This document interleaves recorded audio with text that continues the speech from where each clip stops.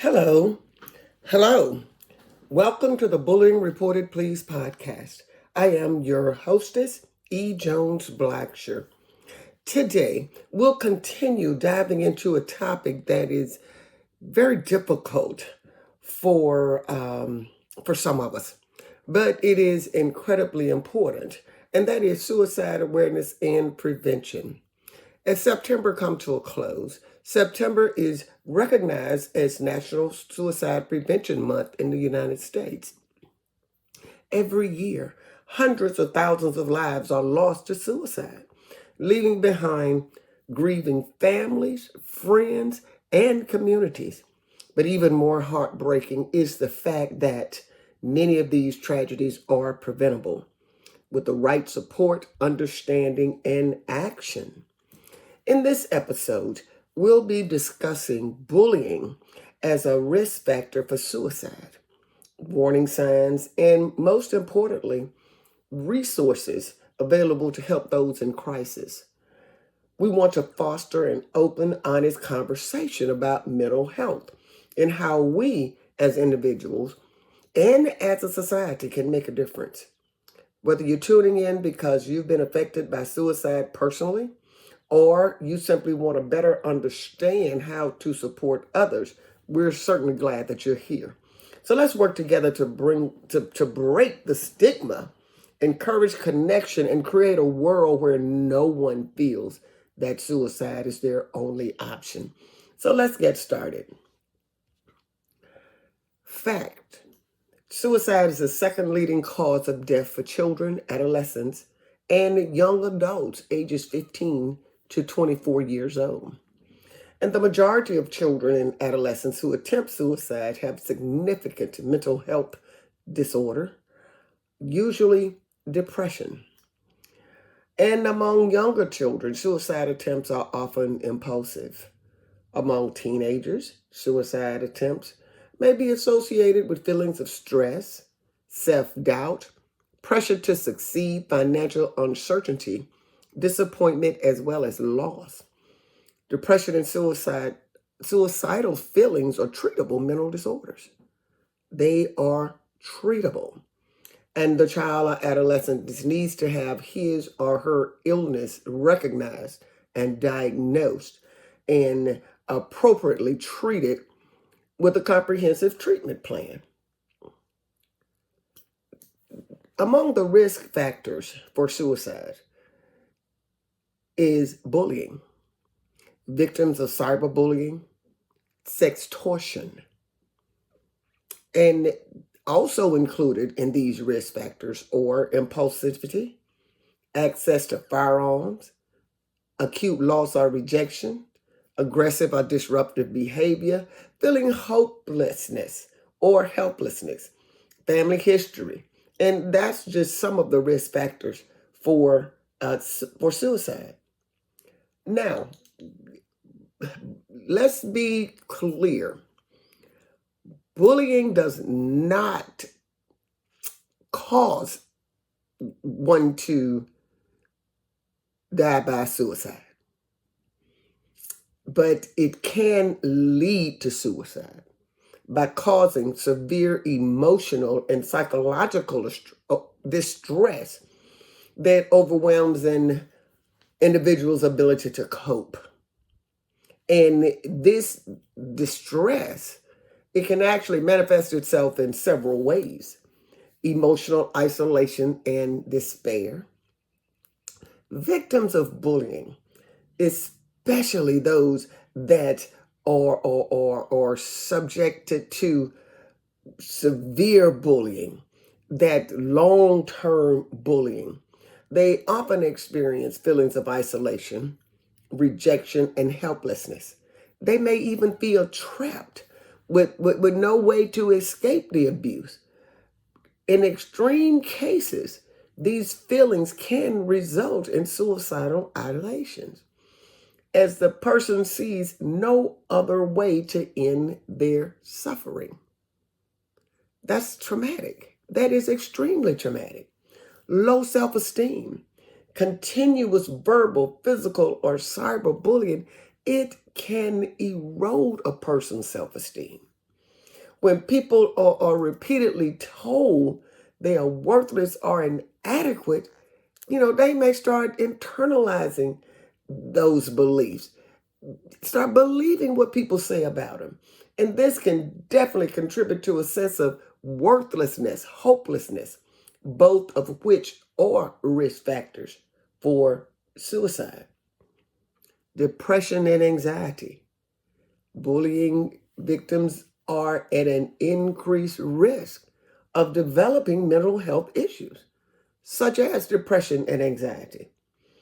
These conditions can intensify feelings of sadness, hopelessness, and make it extremely difficult for an individual to see a future beyond their current pain. And as you know, depression is a well-known contributor to suicidal thoughts. Cyberbullying and social pressure. With the rise of social media, cyberbullying it's really made it difficult for victims to escape. They can't even run from these tormentors.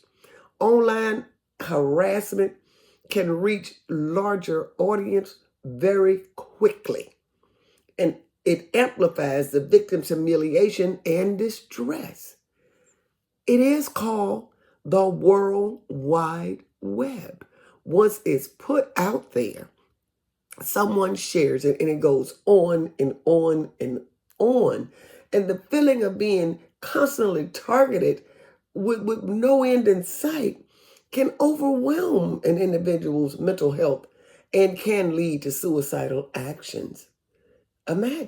Just imagine being tormented over and over and over and over. This can lead to some victims develop symptoms such as post-traumatic stress disorder, PTSD. And it's particularly if the bullying has been violent or prolonged. That constant feeling of fear, anxiety, or reliving that trauma can lead to a breakdown in mental well-being, pushing some individuals to contemplate suicide as an escape. Bullying is very detrimental to mental health. Again, bullying does not cause a person to commit suicide, but it can lead to the mental health disorders that could cause a person to feel helpless, hopeless, and as if there's no way out. No way out. I started this journey because I read about a young lady, aspiring entrepreneur, 13, 14 years old, that had died by suicide because she had been constantly bullied at school. I've read many cases. Too many are dying by suicide, with bullying being in the per se common denominator. Again, imagine you being tormented over and over and over, and there's no end in sight. It will definitely mess with your mental well-being, your mental stability. Of course, there are warning signs out there for suicide. Some may just openly make the statement, I wish I were dead. I won't be around much longer. I don't have to deal with this much longer.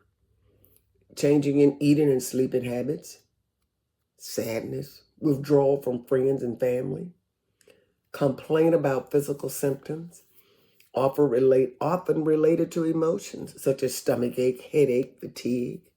Yes, it is draining. Decline in the schoolwork, decline in your work at your regular workplace. Just a decline in your quality of anything, doing anything. If you are very active in your church and you stop going to church, or you stop becoming active in the choir, in the usher ministry, or whatever it may be, a decline could be an indication that there are other issues going on. Preoccupation with death and dying. Stop planning. They're just talking about the future. And, another warning sign is giving away all of your important possessions. Those are just some. Those are some warning signs. And then there's some that you just don't, there are no signs.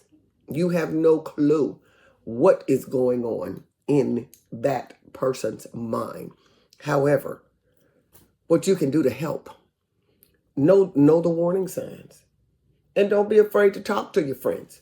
Don't be afraid to talk to anyone. Listen to their feelings and make sure that they know how important they are to you.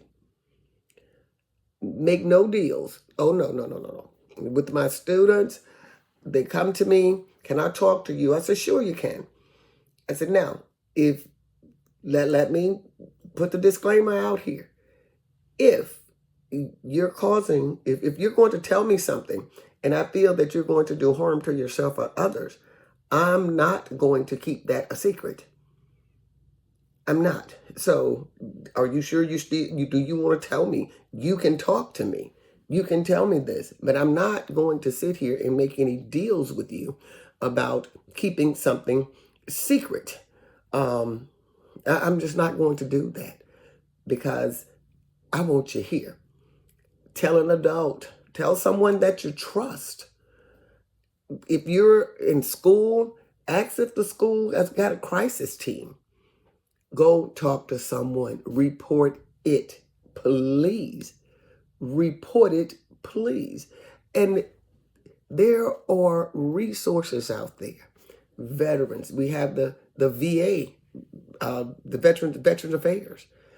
We're making strides now to understand suicide, to understand bullying. How many children or people have died by suicide because they had been bullied and developed mental distress and felt hopeless and took their own lives? We have no idea. The research is steady being done, but because people don't report being bullying, some things we'll just never know. And we can assume a lot of things, but without facts, we can't put it into the equation. So as we come to the end of September, the end of Suicide Awareness and Prevention Month, that is a 365 and 1/4 day a year fight.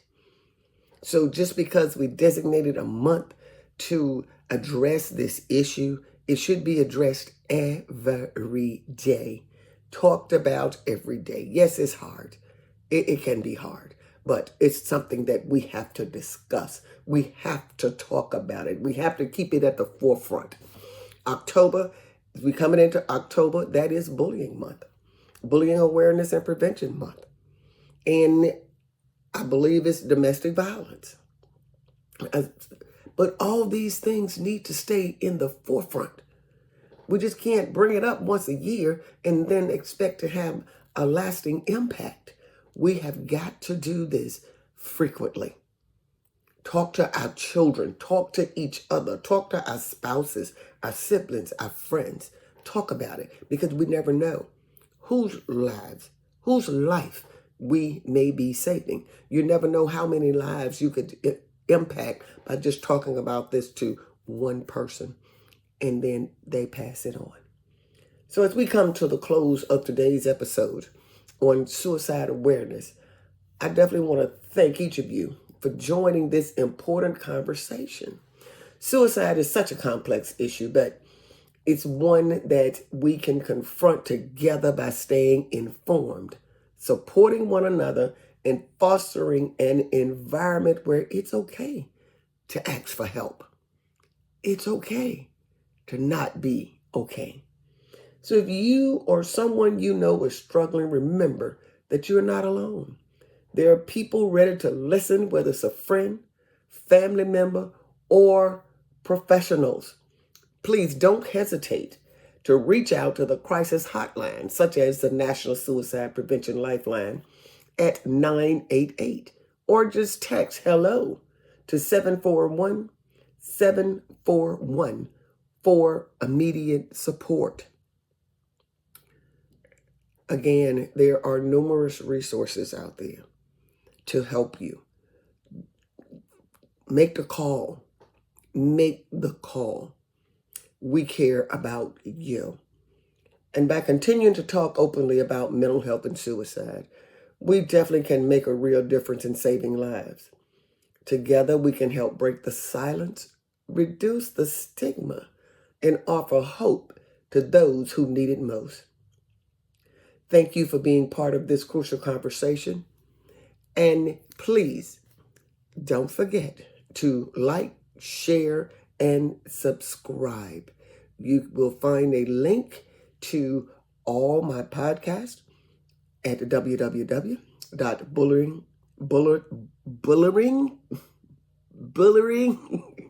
I'm going to get it together in a minute. www.bullyrip.org. Again, thank you for being part of this crucial conversation. And please take care of yourself and others. Until next time, stay safe, stay connected, and remember, there's always hope. Bye-bye for now.